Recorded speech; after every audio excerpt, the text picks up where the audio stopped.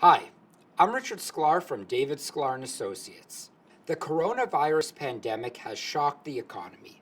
Countless Canadians are suffering from job loss. They're panicking about how they're going to manage without their income, and many of them are willing to take drastic measures to gain some form of stability in these uncertain times. If you're really concerned about your finances, you need to do two things: apply for financial relief and stay calm. The government has developed an extensive economic response plan to support Canadians through the pandemic. These programs can give you access to funds for essentials like housing, food, and utilities for the next few months. Anyone who has lost their job can apply for EI, Employment Insurance, or CERB, Canada Emergency Response Benefit.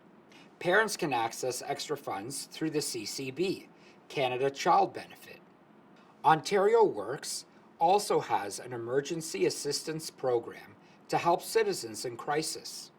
The government is doing more than providing funds for essentials. For example, it's pausing certain payments to ease your financial stress. The deadline for income tax has been extended from April 30th, 2020 to June 1st, 2020.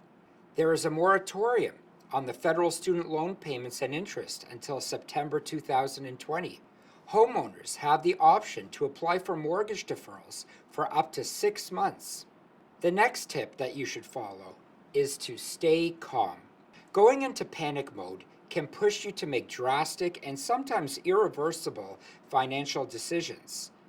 This is not the time to apply for a big loan or even file for personal bankruptcy. If you're still dealing with the financial problems when the emergency is over, then you can look at the recovery options.